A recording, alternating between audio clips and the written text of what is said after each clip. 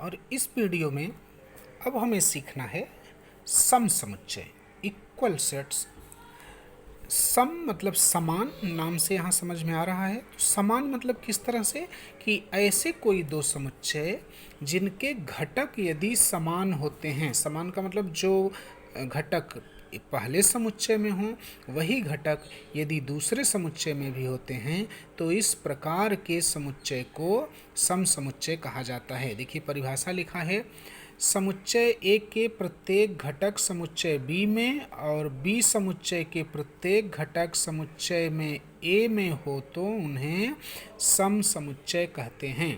तो ए के सभी घटक बी में हों और बी के सभी घटक ए में हों तो उन्हें सम समुच्चय कहा जाता है।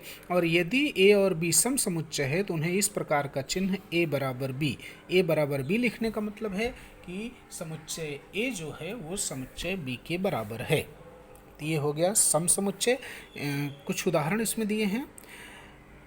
ए बराबर यक्स ऐसा है कि यक्स लिसन शब्द का वर्णाक्षर। तो अगर लिसन को हम सूची पद्धति में लिखेंगे तो इस तरह से आएगा LISTEN, और इसी के नीचे दूसरा लिखा है वाई ऐसा है कि वाई साइलेंट शब्द का वर्णाक्षर है। तो अगर हम साइलेंट को भी सूची पद्धति में लिखेंगे तो आएगा SILENT। और अगर आप ध्यान से देखिए तो जो ये 6 घटक हैं वही ये 6 भी घटक हैं, केवल आगे पीछे लिखा गया है।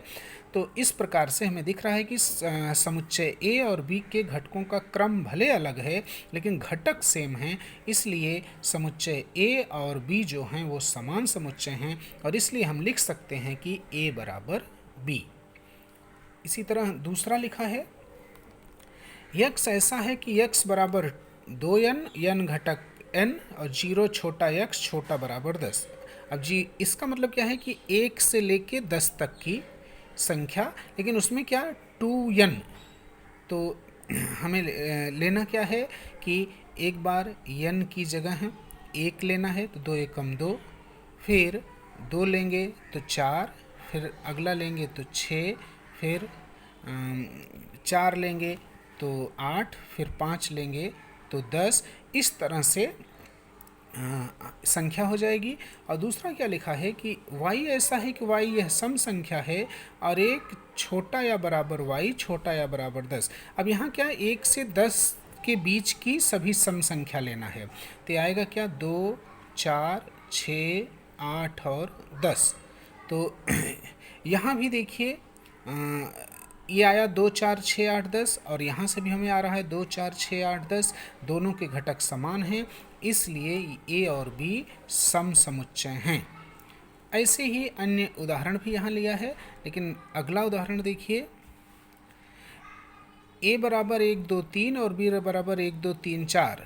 तो ए बराबर नहीं है बी, इसकी जांच करें लिखा है। तो जांच करने का मतलब यहाँ हमें खुद दिख रहा है कि सम समुच्चय वही होते हैं कि ए के घटक बी में हों, बी के घटक ए में। लेकिन ए के सभी घटक तो बी में हैं लेकिन बी के सभी घटक ए में नहीं हैं। इस प्रकार से हम कह सकते हैं कि ए जो है वो बी के बराबर नहीं है। और अगला लिखा है यक्स ऐसा है कि यक्स यह अभाज्य संख्या और 10 छोटा यक्स छोटा 20 और तथा b बराबर 11, 13, 17, 19। तो a बराबर b की जांच। अब यहाँ देखिए 10 मतलब 10 से बड़ा और 20 से छोटा।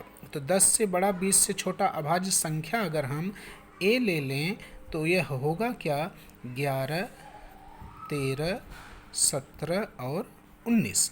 अब देखिए ए का मान भी आया 11, 13, 17, 19 और बी में भी जो घटक हैं वो हैं 11, 13, 17 और 19। तो ए और बी के घटक सेम आ गए और जब घटक सेम आते हैं या एक जैसे होते हैं तो हम कहते हैं कि समुच्चय ए और समुच्चय बी सम समुच्चय है। तो हम लिख सकते हैं कि ए बराबर बी।